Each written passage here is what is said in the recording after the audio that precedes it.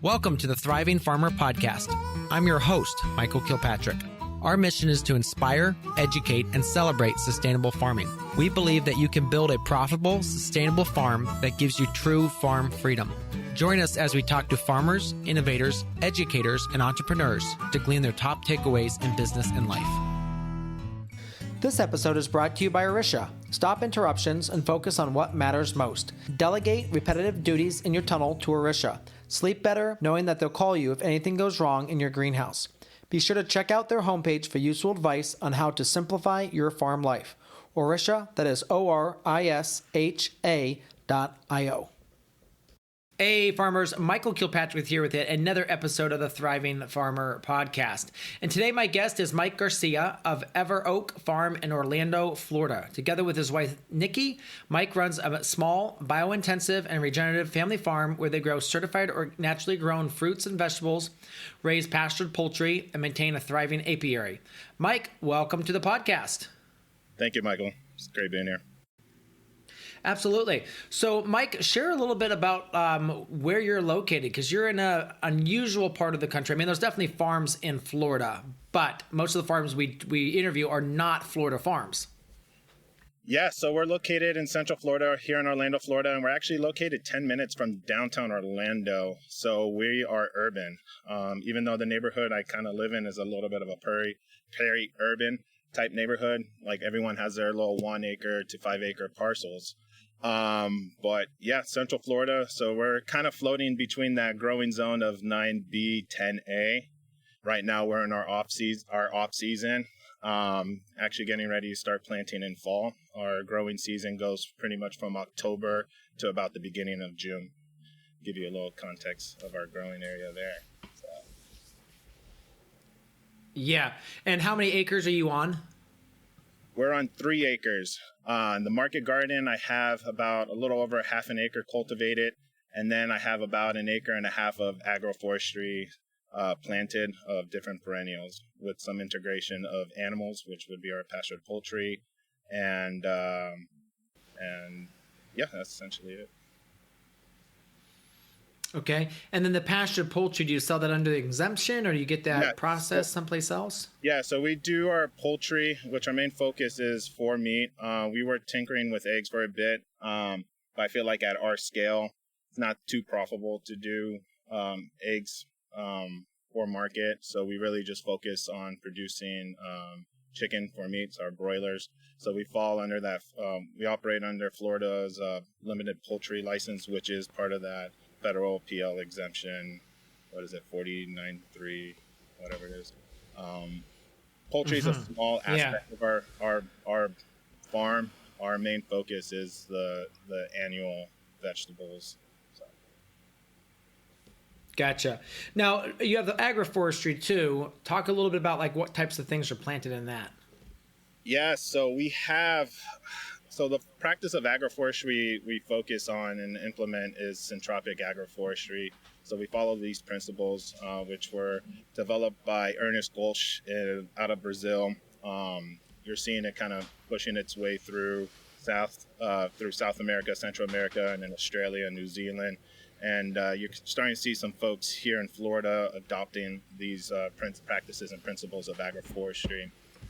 With our agroforestry, we do have the integrations of our perennial and annual crops mix along with the animals.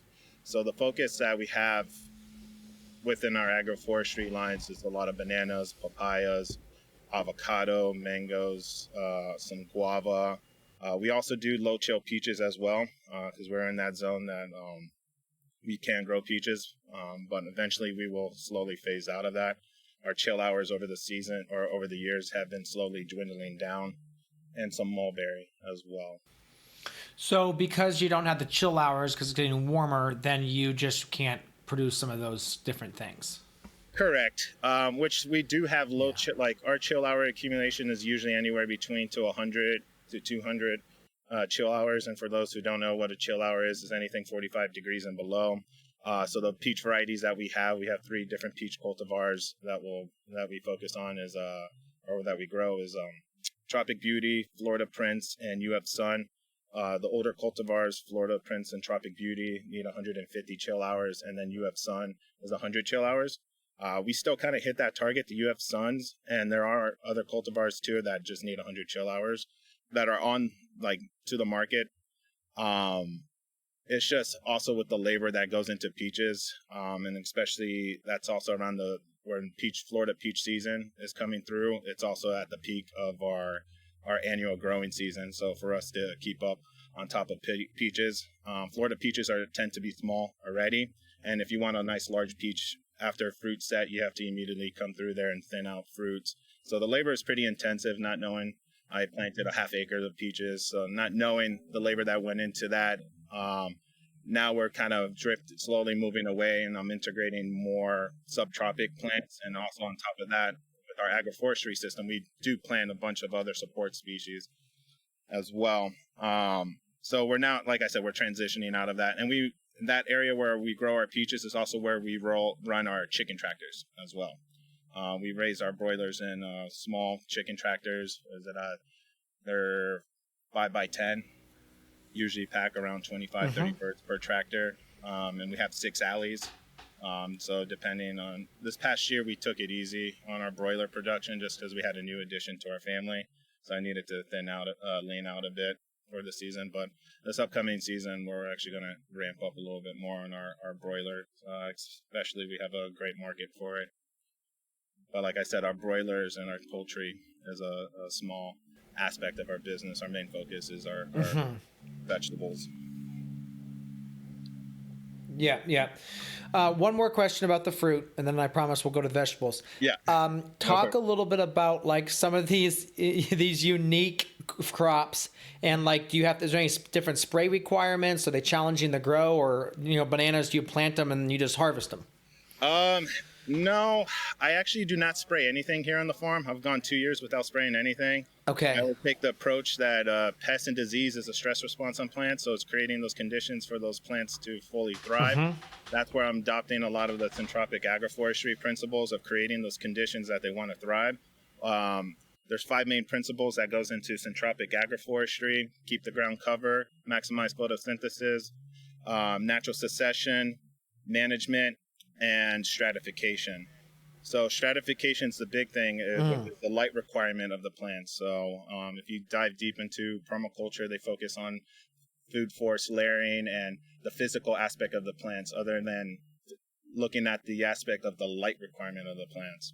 So going into planting bananas, they're medium strata. So we're planting plants to support and create the conditions that bananas want to thrive.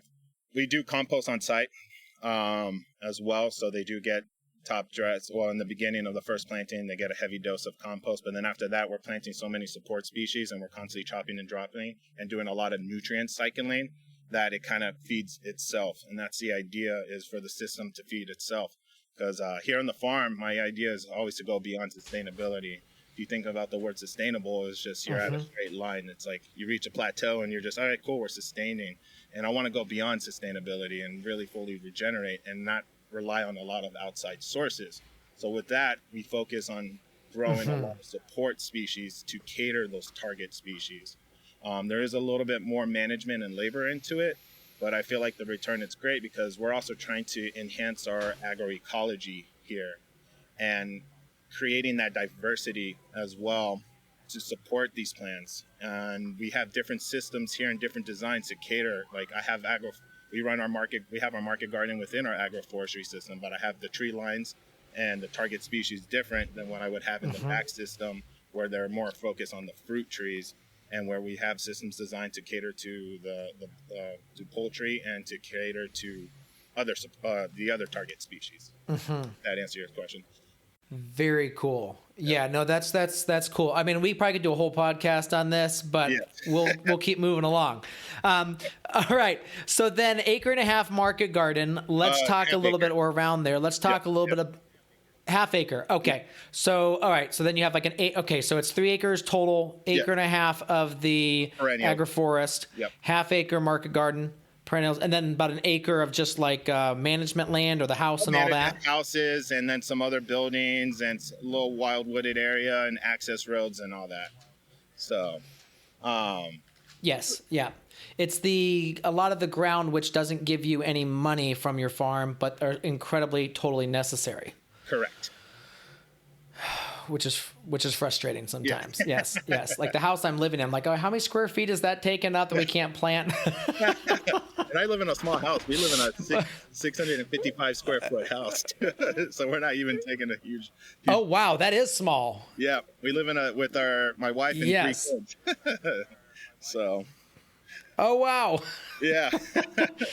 Yeah, I'm just trying to think how that is compared to our house. Now, we have an 1897 old, it's super old brick house. So, I mean, it's one of those things like the house came with it. Yes. And we love our house. But it's over 3,000 square feet and so inefficient. I mean, there are rooms that we never, we barely get into. So, but it is what it is. And there's people that have gardens that big. Our market garden, 3,000 square feet. I know. All right. So with the half acre, talk to us a little bit about, I mean, the biggest thing with Florida is that are you heavy sand where you are? Yeah, we're super sandy. And since it's hot and humid, your organic matter just like gets chewed up as well. Like you're good. You're killing it. If you're hitting like 6 to 8%, you're killing it. A lot of times, I think my organic matter right now is like around 4%, 5%, but it gets chewed up. So a lot of cover cropping and a lot of composting. And we also are partners with a local community composter, O-Town Compost. Their focus is food waste collection. They deal with residential and commercial. I'm one of 4 farm partners.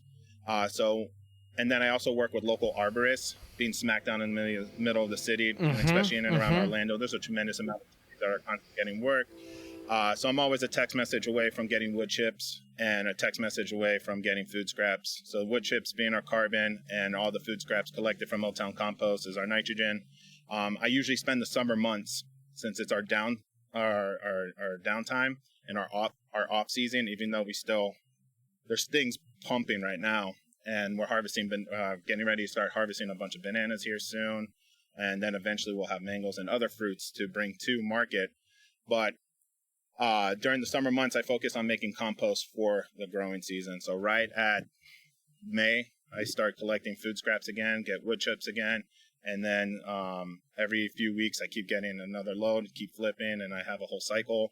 And then pretty much around October, I'm done kind of making compost for the season, other than managing the piles that I have. And then we kind of roll with that. Okay. And when you talk us through like making the compost, how do you turn it? Yeah, so we have a small tractor. We have a small Branson 2400 tractor. So it's just a 24 horsepower tractor, 4-foot wide bucket. I only use that mainly to flip compost and to spread compost and mulch around. We don't use it for any cultivation in and around the farm. Specifically there just to move stuff in and around the farm. But essentially when I send out the text message, I'll stock up on a bunch of wood chips. Once I'm ready to get food scraps in, I'll lay a huge pile of wood chips. O-Town comes through. They drop their loads for the week. I collect a whole week's load. Meanwhile, every time they come dropping off, I'll keep topping it off with some wood chips. Once I collect all my food scraps and carbon material, and they're all kind of layered in there, I'll let that kind of sit for a week, and then I'll come through and then start flipping it. So I try to flip it every 14 days.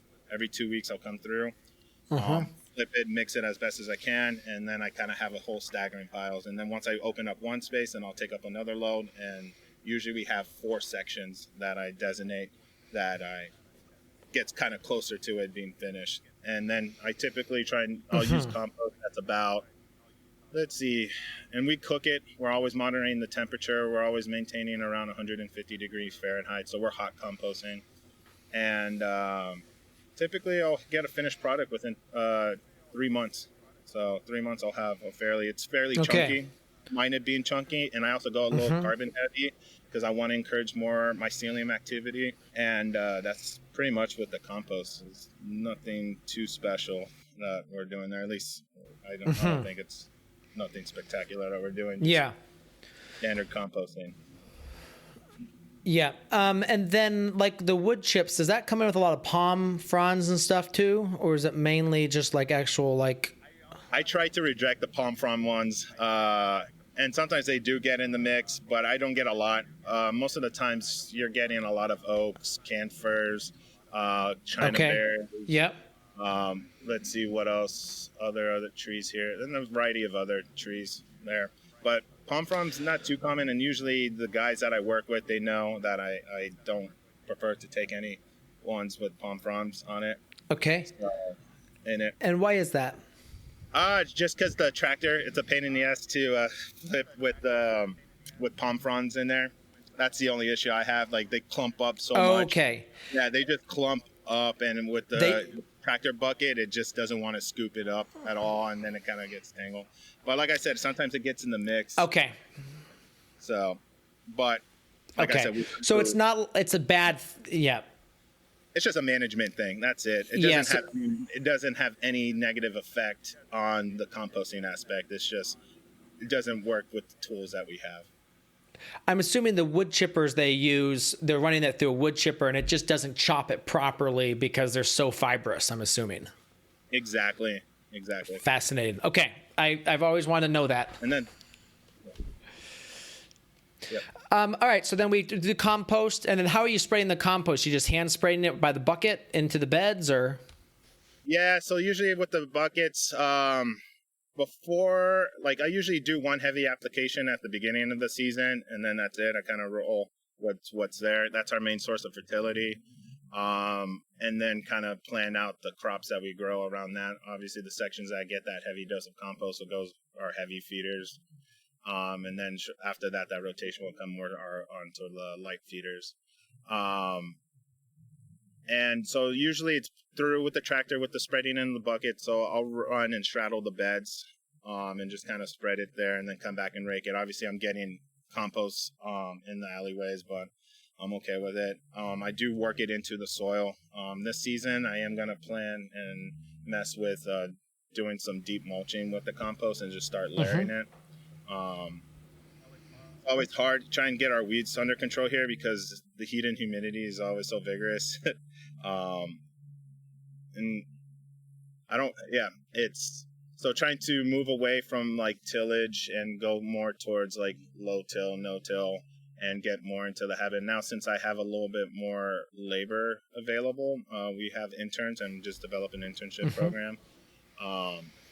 Because for the most part, it's just my wife and I working. Now I'm able to have get into that deep mulching and use wheelbarrows and just lay it in like 4 or 5 inches thick across the beds with the wheelbarrow. Absolutely. Let's talk a little bit about your crop mix. Like, what kind of crops do you typically plant in the market garden? Over the years, it's definitely been thinning out what we've been growing. We are a CSA, so I try and keep it as diverse as possible. We run a 60-member CSA. Let me also give you a little context of our market here on the farm as well, and kind of then move towards the crops that we grow. But we run a 60-member CSA. We serve 6 restaurants, 2 resellers, and we have our farm stand here on the farm every Saturday through the season. And before we were doing another farmer's market, we're actually getting ready to drop that and moving towards an online farmer's market as well. So that's in the development. It's super young right now. But crop-wise, we grow tomato slicers, cherry tomatoes, cauliflower, broccoli, pak choys, green cabbage, beets, turnips, a lot of lettuce for cut lettuce and also gem lettuce. Some baby brassica greens as well, herbs, cilantro, parsley, dill, some lemongrass as well that we have planted in around. Let's see. And then peppers, eggplants, okra, and then that's essentially it. It's about 20 different vegetables that we grow, not including all the perennial fruits that we have around the property.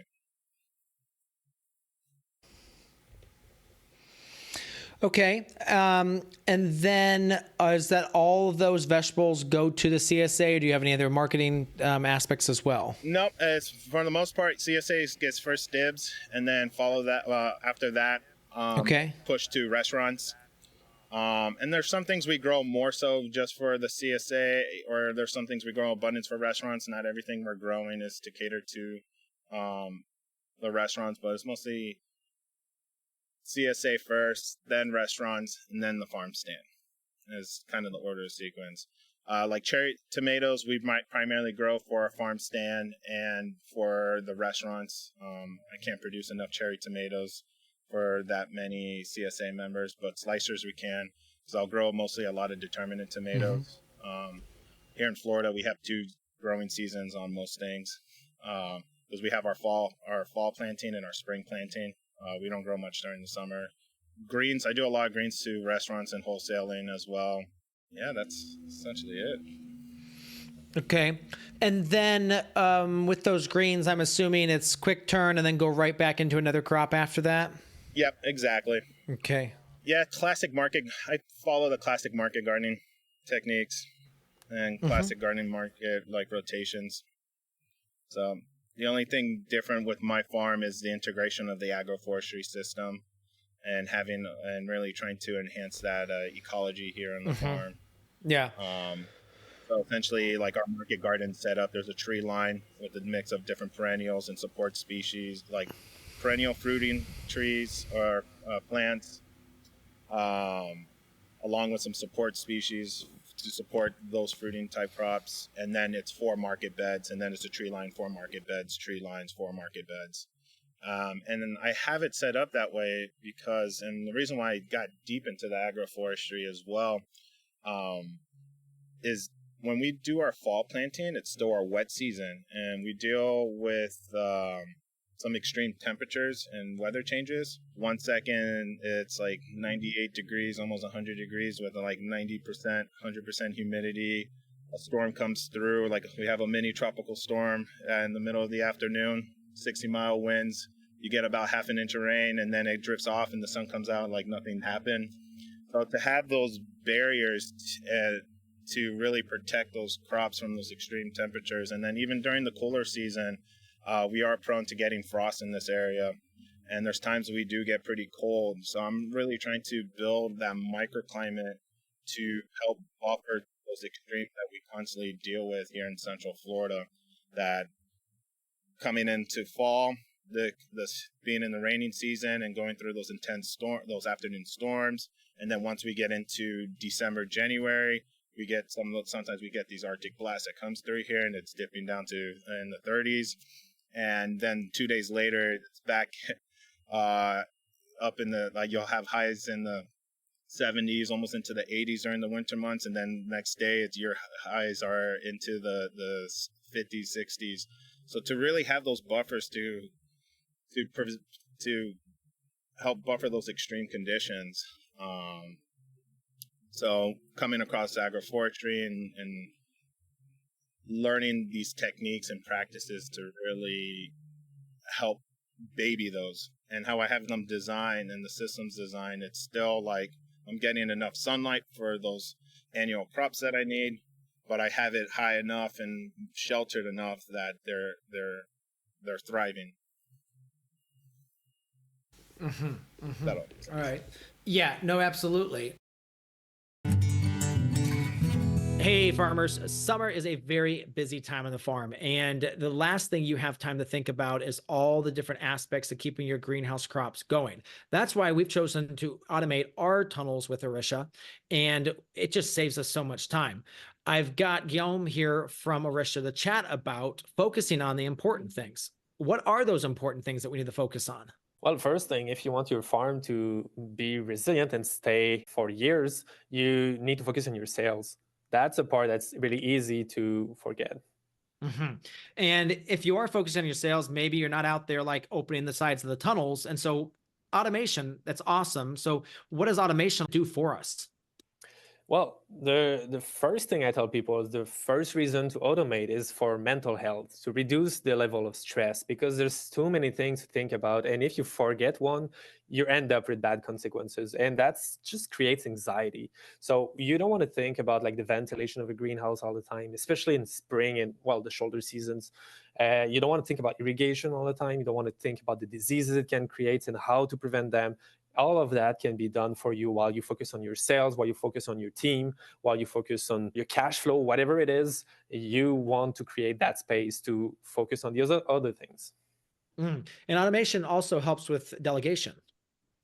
Yeah, we've heard that a few times. Like when you have a team and you want to delegate the greenhouse responsibility to someone, and there's so many things you have to think about, it's kind of hard to train them for that and make sure that everything's going to go fine. And especially when you think about all the things that happens in life, like the employee getting sick, and then nobody thinks of replacing them, and you end up with that typical burned tomato plant where you lose a lot of money you cry a lot for.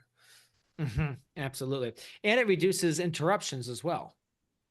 Yeah, it goes back to the mental bandwidth. There's all these responsibilities you have on the farm. And if you're all the time interrupted because of something, it starts raining and you need to shut the pig vent and stuff like that, you can't really focus on anything because you're always disturbed by some constant problem.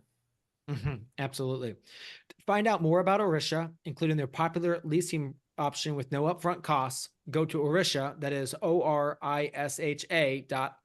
Also, download their free guide, Maximizing Your Greenhouse Income, at the website Orisha.io. You use like normal like insect netting and agribon and stuff like that? No, I don't want to. That's more Okay. infrastructure. That's more labor. I always kind of take the path of least resistance as the idea. There's just a certain time of year that I just, like, we get flea beetles every March. And most of the flea beetles attack a lot of the Brassica rhappas. So any of those Asian type Brassica greens, I just stop planting them in March. I'm like, okay, I have my whole season because we're planting them nonstop from September all the way until we'll do our last planting in February. And then we're harvesting whatever we have by March. If I plant anything new in the field and by March, we're always getting hit with flea beetles. So other than taking the time and having to spray or use insect netting, which is just more labor, and then there's also other infrastructure and other things I have to store and manage, I'd rather just move on to something else. And at that point, I'm ready planting and transitioning to warmer season crops like eggplants, peppers, tomatoes, okra. Like, okay, I'm good with brassicas. Everyone had their fill of their Asian greens, their Napa. Everyone's stocked up on their kimchis and whatnot. Let's move on to the next thing. Gotcha. Okay. And then talk to me about like succession planning through the winter. Do you just consistently plant once a week or every other week? Do crops bunch up like they do up north? It depends on the crop. It truly does. A lot of the greens, like a lot of the roots and baby greens, all have anywhere between a 2 to 3 week planting succession. So every 2 to 3 weeks, I'm constantly planting new things. And then there's certain things like the mature kales and collards. I do 2 plantings a season. I do my fall planting, and then I'll do a late winter planting, early spring planting, and then that's it.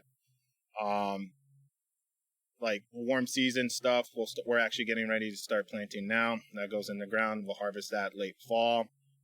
Usually then frost comes through and we kind of remove that and they die back. And then we'll do another planting and starting actually in late December, early January, we start up the nursery with those warmer season crops, and they typically go in the ground by late February. And then we're harvesting by late May. Or sorry, it would be by April, mid to late April. Well, yeah, it just depends on the crop. Cool. So we still, during the summer months, we still get about 6 hours. Sorry, not the summer months. The winter months, we're getting about 6 hours of sunlight where we're at.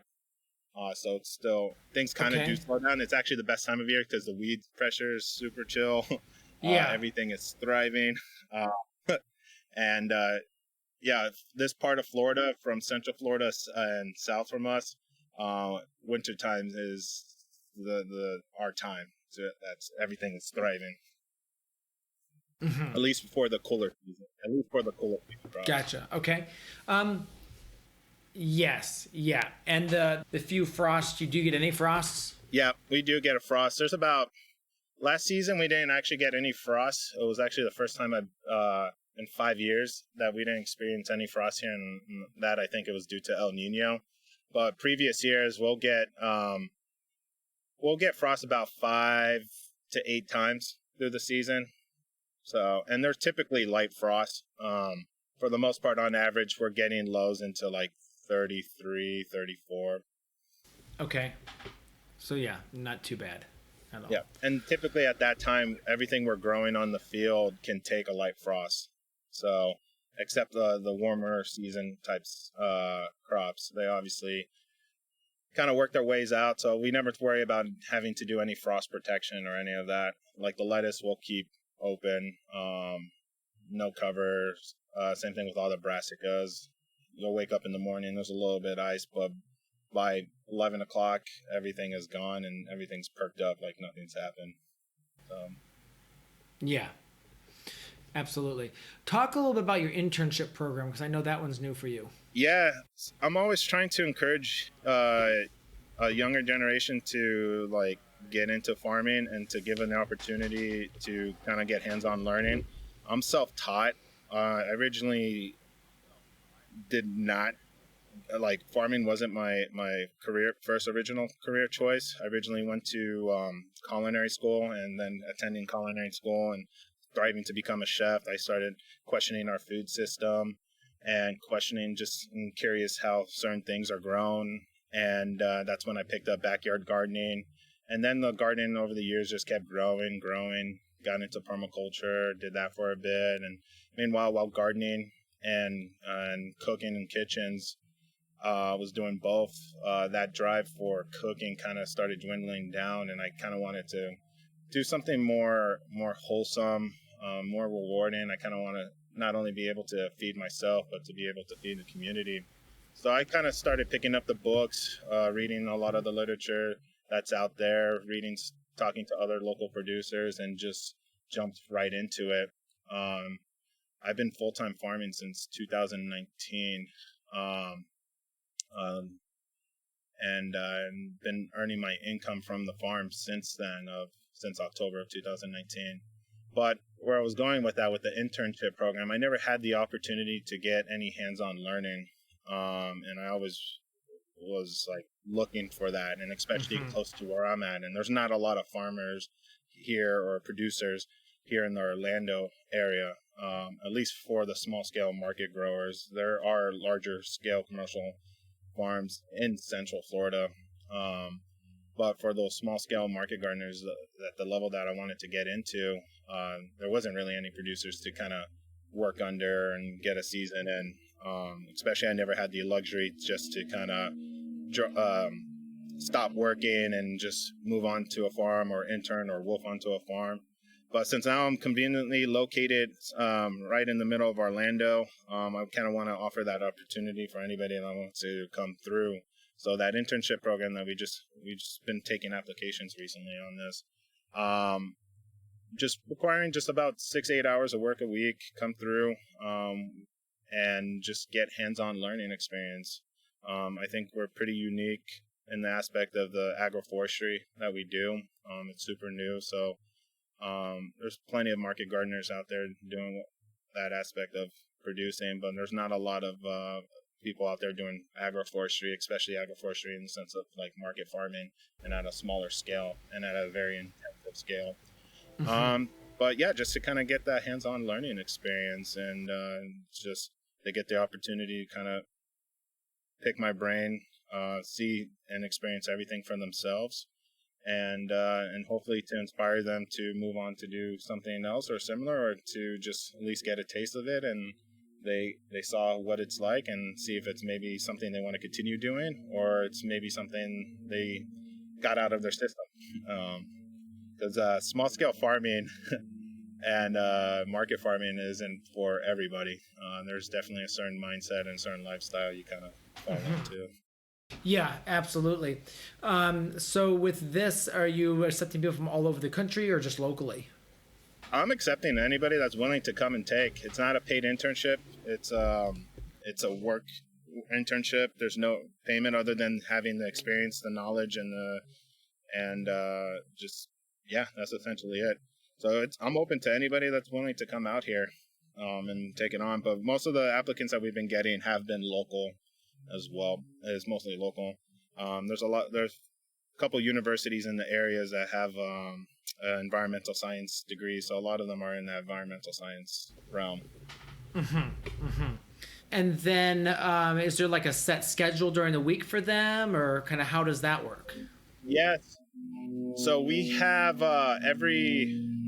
so we operate and work the farm. Our work week is Tuesday through Saturday is our work week. So they have any of those days, Tuesday through Saturday, to choose which day they're able to put in a 6 to 8 hour day. And each week is kind of scheduled of what's differently. Like Tuesdays, Wednesday are more cultivating, planting, doing more field work. And then Thursday, Friday is a lot of the harvesting and packaging to get ready for market on or in CSA for Saturday. That's the option. And then it goes from September to first week of June. First week of June, gotcha. Okay. And then your marketing. So you do a CSA. How do you get new customers? How do people come in? Our main marketing strategy is mostly social media, and then word of mouth is how we kind of been doing it. That's our whole strategy. We have other CSA members that talk to other individuals in the area and like give it a try. So, and then they talk about it and they're like, "Oh, cool, I'll give it a try." And then, yeah, social media is our big marketing strategy for getting new CSAs, mostly through Instagram. Gotcha. Okay. Gotcha. And then, so you don't do any farmers markets at all, or don't do any other outreach? No farmers market. We'll go on to a Monday night farmers market on occasion now, but for the most part, Okay. that we did all through last season. But like I said earlier, we were moving away from that. We're just rather focused on our Saturday farmers market that we have here, or a farm stand that we have here at the farm. Like I said, we're smack down in the middle of our market stream, so we're in a perfect location that people can actually come straight and visit the farm, see how the vegetables are growing, see where the farm stands and looks, and then go to our farm stand and pick up either their CSA bag or actually shop the stands itself. And we do invite other vendors as well to come and to join us every Saturday. So we always have a food vendor. We have somebody that does sourdough bread. So we are starting and moving towards creating our own farmers market here on the farm. Now, even though there's two larger farmer markets in this area, but nothing is like this type of experience. And that's the other thing too, since I'm also trying to attract more people over here. And that's why I'm trying to get other vendors involved just to make it a full experience. It's like, cool, let me come through Everoak Farm and pick up a chicken, a couple bags of lettuce, some tomatoes, and I can then also get some sourdough bread, or let me get a bite to eat. Usually I have a coffee vendor too. So it's like trying to create a wholesome experience of coming out to the farm on a Saturday. Very cool. Very cool. So your farm market, I'm not seeing any pictures on your social media of that. Is that a small building or? Yeah, so we have our barn, our pack room essentially turns into our farm stand. Gotcha. So we have our 3-door merchandise fridge. We have our retail deep fridge. So we open both doors. So Thursday, Friday, it's all packing room, and then Friday night we converted for Saturday morning farmers market. And then, like I said, we have other vendors come through. They pop up their tent, set up their table like they would any other farmers market, and just go for it. Gotcha. Yeah, I just hit your address and it tells me I'm 14 hours exactly from you. Yeah? No way. Yes. Yeah. Not that I'm going to come down anytime soon, but we actually might hit Florida this winter. Yeah, we've got a conference we might come down for. So, yeah. Awesome. Yeah. Well, if you're in the area, you're definitely more than welcome to stop by. Yeah, love to. Yeah, I'm looking at it right here, kind of like how you got it set up. Very cool. Yeah. Very cool. And then do you have a neighboring farm right next to you? The people, so I have someone that lumps up against, well, I'm in between two lots. One of them is, he caters to a couple Asian markets. So he grows like sugar apples and guavas and a little more bananas. That's his main focus. And then the other individual next to me, kind of just tinkers around. It's not his full-time gig. He's just like hobby farmer guy, just trying to find something to do. Yeah. Gotcha. Yeah, I'm just seeing. But, most part there. Yep. And then there's also Wildflower Farm down the street. They raise goats, and they're more of an event type space. They do goat yoga, and they have their story in the pasture and all that. So they're very goat centric, and they just more agro-tourism is their main focus. Gotcha. Yeah. Cool. Well, Mike, what would be your advice for someone who's looking to get started with farming? I would say just kind of start small and just jump into it. Like you can theorize all day, but you don't know until you do it, and just kind of take baby steps into it. That's essentially what I did. I started with a small 3,000 square foot market garden, and then that 3,000 square foot market garden just kept scaling up a bit. And then just kind of learn from mistake, because you could, like I said, you can theorize everything all day, but you don't know till you do it. And everybody's context is different, so you're never going to find that right individual to really guide you through. But at least there's plenty of information out there of like some foundational stuff, some good techniques, and yeah, that's essentially it. Just jump in and do it and start small. So don't be afraid. Well, yeah, you'll have a lot of failures, so don't be afraid of failing. I feel like very cool. Yeah, you definitely get a lot more failures, and those failures just make you. That's where you really learn, is from those failures. Like I said, it was so difficult in the beginning, from when we were learning, or when I was learning, because what you were saying earlier, there's not a lot of, you don't hear a lot of farms coming out of Florida, Central Florida or South Florida. There's a tremendous amount of farms up in the North Florida area, especially market farms. But Central Florida and South Florida is such a unique climate that's much different than through what it is in the majority of the United States. What I've heard recently, and I didn't know this, there's only 2 other places around the world that has the similar climate to exactly how Florida is. So, and where are those?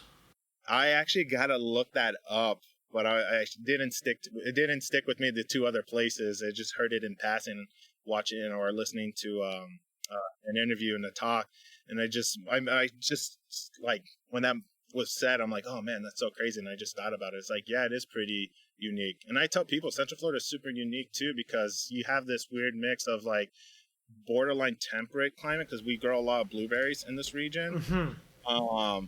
And then you could kind of grow peaches, but then you also have a lot of subtropics type stuff, and tropical stuff. Like I said, I'm growing guavas, avocados, some mangoes. Even though mangoes are very sensitive to cold, you can grow lychees here.